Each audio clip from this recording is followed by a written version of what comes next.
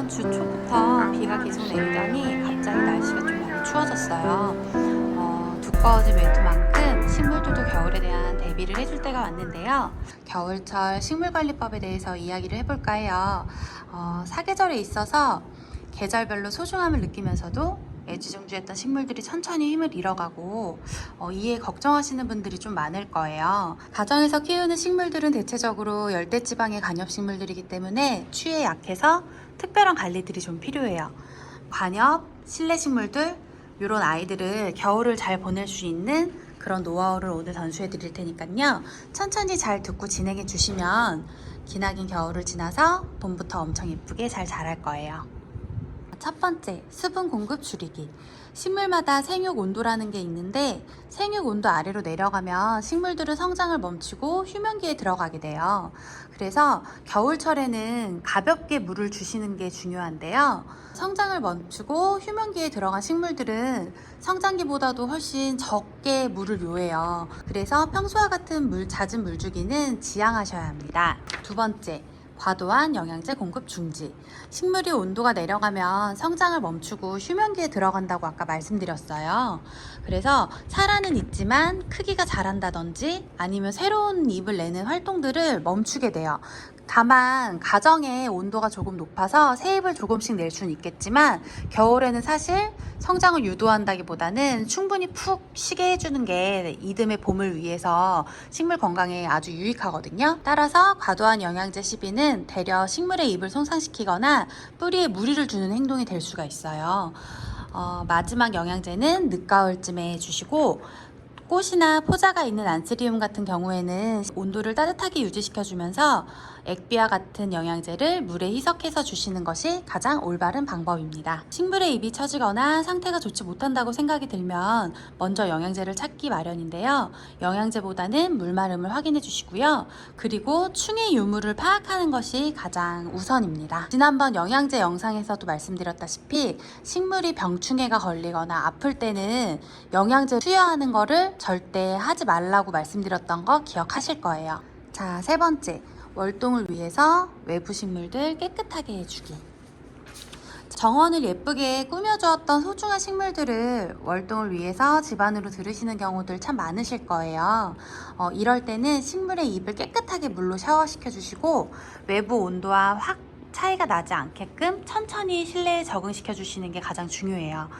가을이라도 일교차가 있고 식물이 온도에 천천히 적응해 나가는데 갑자기 뜨거운 곳으로 이동을 하면 식물들은 많이 혼란스러워해요. 그래서 입마름이 가속된다거나 하는 그런 증상들이 나타날 수가 있거든요. 안으로 식물을 옮겨 주실 때에는 천천히 적응시켜 주시면서 이동해 주시는 게 가장 중요합니다. 이와 함께 실내로 들여 주실 때에는 아까 말했던 병충해 약도 꾸준히 뿌려주면은 실내 식물에 옮겨 붙지 않게 하는 가장 중요한 포인트가 될 수가 있어요. 자, 네 번째, 식물의 분갈이를 중지해 주셔야 돼요. 상태가 좋지 못해진 식물들을 바라보면 왠지 분갈이의 원인일 거라고 생각이 들기 마련이에요.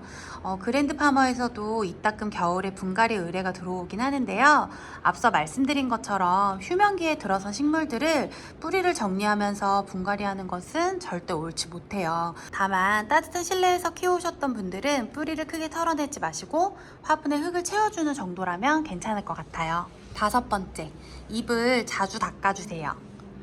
겨울에는 집에 환기를 자주 못 시켜주면서 더 많은 먼지들이 공중에 떠다니고 수분을 머금은 식물의 잎에는 먼지가 더 잘 붙기 마련이에요. 식물은 잎을 통해서 호흡을 하고 산소를 배출하는데 이렇게 먼지가 많다면 제대로 된 활동을 할 수가 없기 때문에 많은 먼지들로 질병을 초래하게 됩니다. 먼지가 많으면 잎이 건조해지고 잎이 건조해지면 깍지벌레나 충해들이 잘 생길 수가 있어요. 한 달에 두어 번 정도는 잎을 깨끗하게 닦아내 주시면 훨씬 관리하시기가 수월하실 것 같아요. 자, 여섯 번째, 차가운 바람은 피하도록 해주세요. 충분한 일조량이 유지되도록 창가에 관엽식물을 좀 두시게 되는데 식물을 건강히 키우기 위해서는 적합한 조치가 맞아요. 다만 환기 목적으로 장시간 창문을 열어둔다면 잎에 냉해가 걸릴 위험이 굉장히 커요. 그래서 짧은 시간 틈틈이 해주시는 게 도움이 될 수가 있어요. 자, 7번째. 가습기를 적극적으로 활용해 주세요. 식물을 상담해 드릴 때 잊지 않고 전달해 드리는 말 하나는 충분한 분무를 강조해 드리는 편이에요. 입이 얇고 넓은 관엽식물들은 필연적으로 입에 데미지를 입어서 잎끝이 마르는 일이 발생할 수가 있어요. 그래서 잎끝이 마른다는 거는 바로 건조하다라는 의미거든요.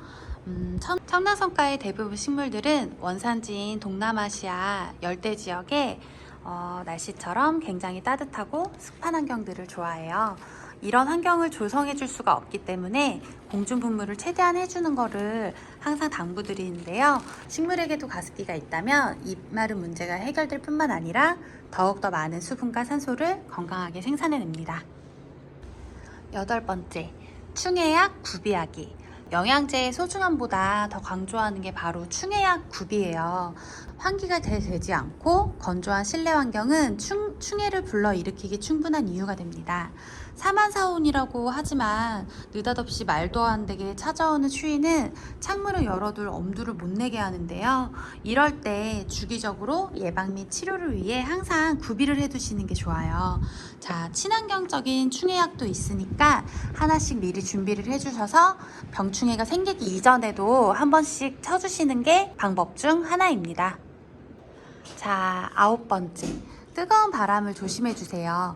식물도 사람이랑 같거든요. 뜨거운 바람은 건조를 일으켜요. 뜨거운 바람을 바로 받지 않게끔 식물의 위치도 조금씩 변경해 주시는 거 절대 잊지 마시고요. 그 다음에 10번째. 식물 등 설치하기. 짧아진 일조량은 식물의 잎과 줄기를 단단하게 하기에는 좀 역부족이에요. 식물의 병충해라든지 이런 문제를 이겨내는 자생 능력이 조금씩 약해지기 때문에 적절한 일조량은 반드시 필요합니다.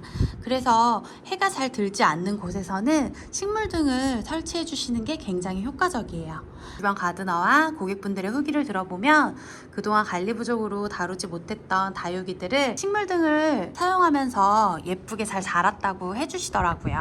건조한 환경을 지향해 주시고 생육 온도를 유지시켜 주시고 충분한 일조량을 공급해 주시는 게 포인트예요.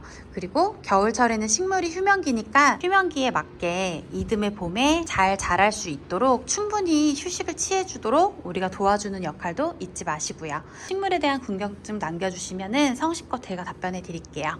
자, 오늘 영상은 겨울철 식물 관리법에 대해서 찍어봤는데요. 또 다른 좋은 유익한 영상으로 다음번에 또 다시 만나봐요. 그럼 안녕.